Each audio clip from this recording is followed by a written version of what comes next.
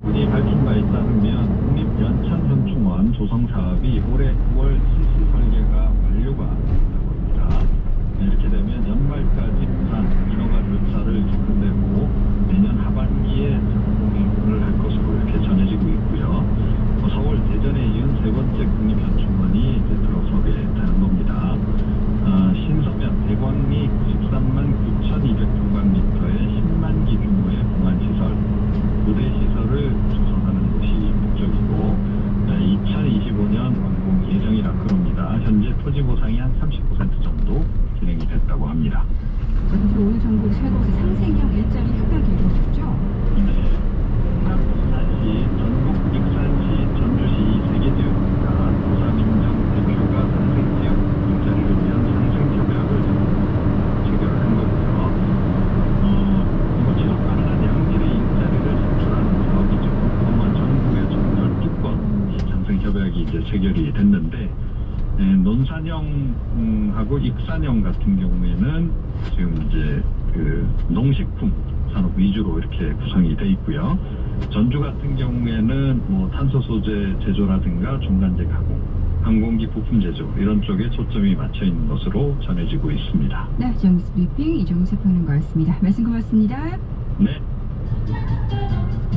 보고 있어도 보고 싶은, 보고 있어도 보고 싶은, 보고 있어도 보고 싶은 그대여.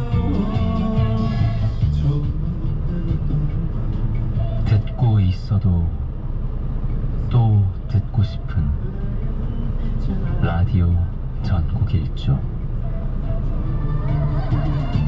우리가 처음 만난 그 순간 사랑의 예감.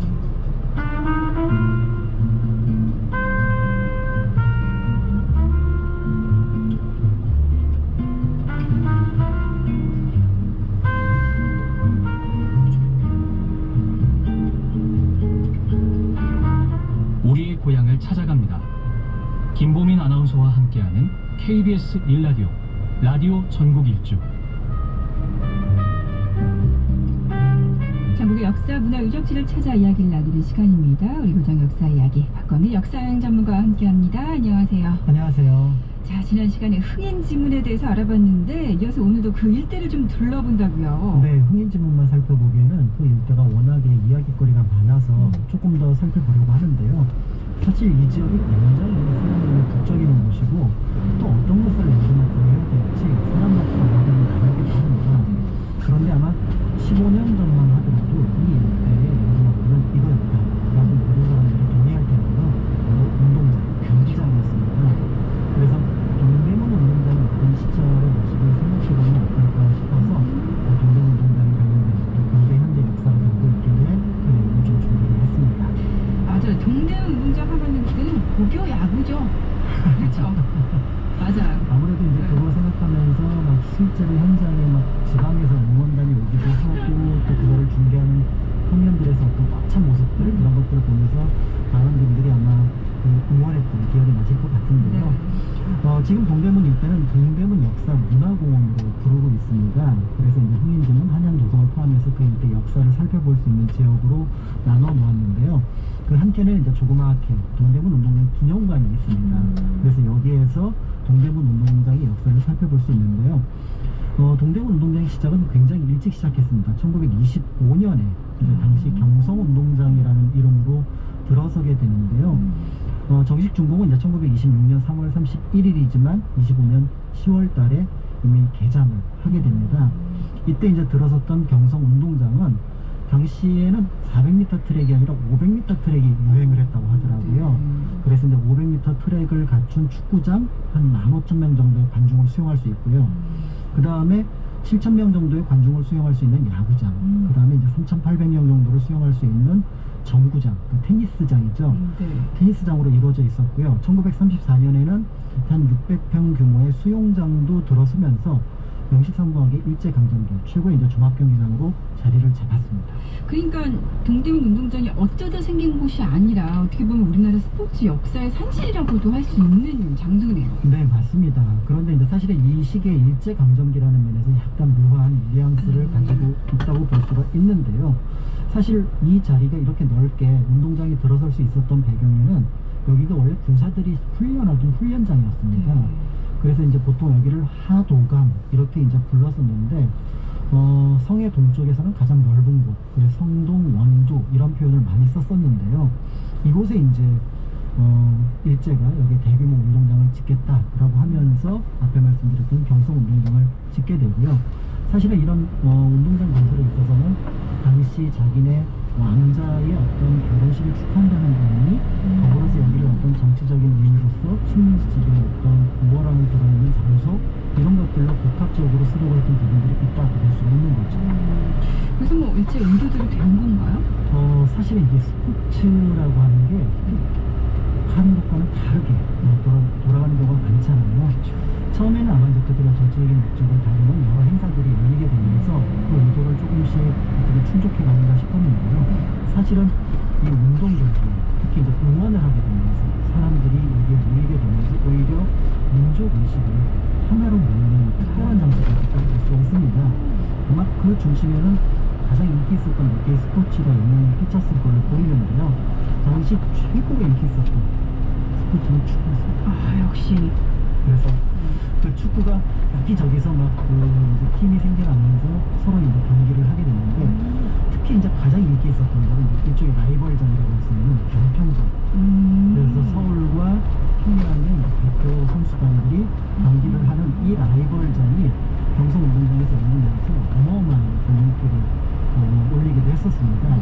그런 의미에서 볼 때 사실은 이게 처음에는 그냥 운동 경기장을 만들어 놨는데 한국 사람들이 여기에서 서로 으쌰으쌰하는 것을 보니까 이거 하면 안 되겠다 해서 1940년대 이후에는 일제로 부기종력 배치를 금지를 시키기 위해서 하는데요.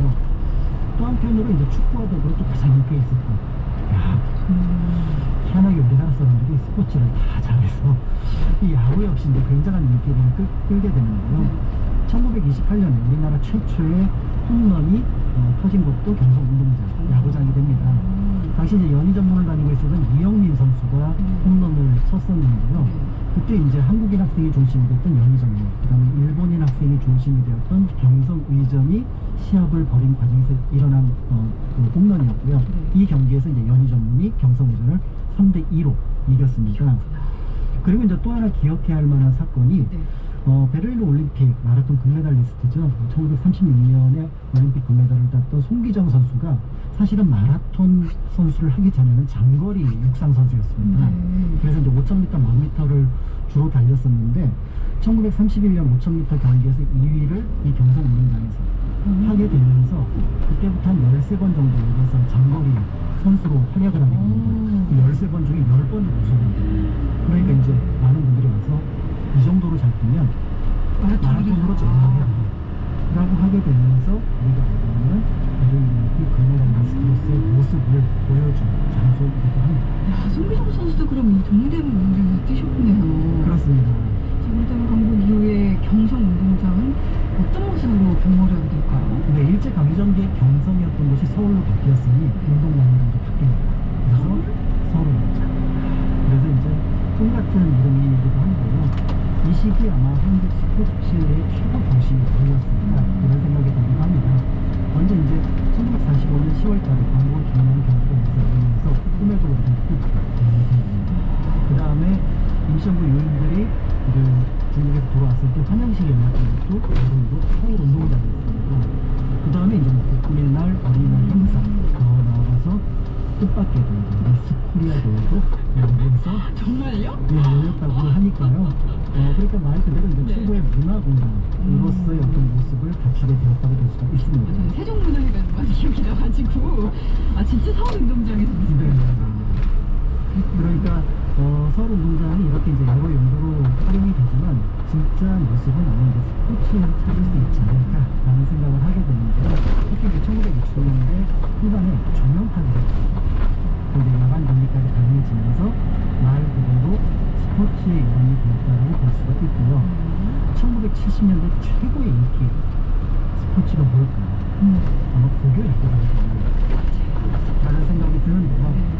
이제 서울에 있는 중심을 두는 이제 언론사들이 이제 각각 주최했던 경기인데 청룡기, 대통령대, 공항대기, 황금사자기, 전국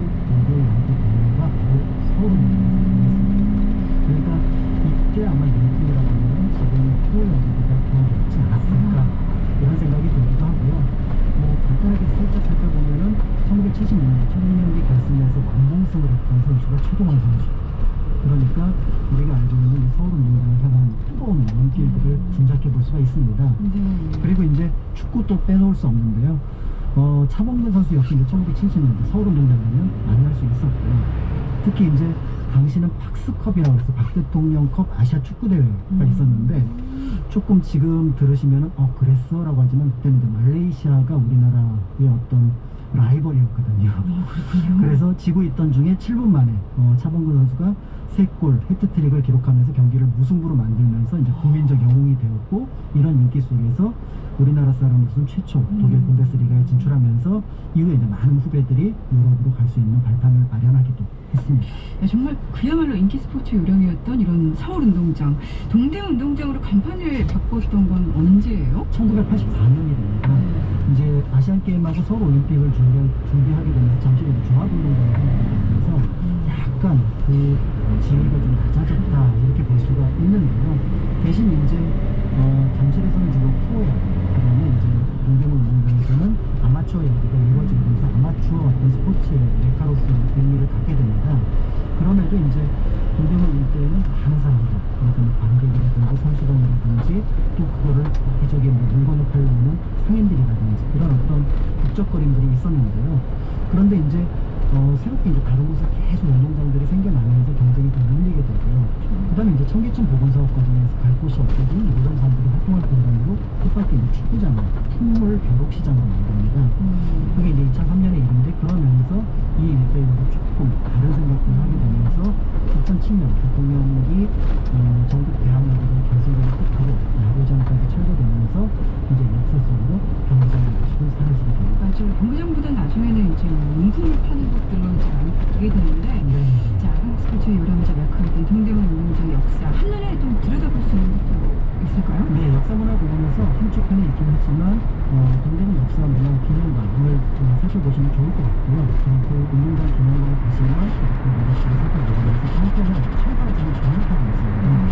그걸 보면서 이 운동장의 모습, 그 다음에 생활을 키우던 생활, 이런 것들을 통해서 예전 저희들이 한번 떠올려 보시면 그런 생각을 합니다. 네, 예전의 모습이 정말 많이 없더라고요. 하지만 그래도 또 그곳에 가면 그동안의 또 추억들이 있으니까요. 네, 경기장 역사 이야기, 오늘 역사형 전문가와 함께했습니다. 말씀 고맙습니다. 감사합니다. 저랑과 함께 사랑시대 클라크 케이블의 컴페니였던 벗이 생각납니다.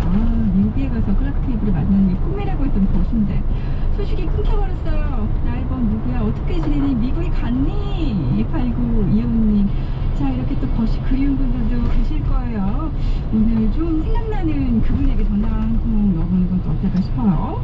오늘 퀴즈 정답은요, 친구입니다. 먼저 모바일 교환권 당첨되신 분들 명단 홈페이지에 올려놓고요. 개별 연락드리겠습니다. 달빛 요정 역전 만료 홈런에 달빛 요정 역전 만료 홈런 들어드리면서 오늘 라디오 정보 일주 인사드리겠습니다. 지금까지 진행의 아나운서 김보민이었습니다.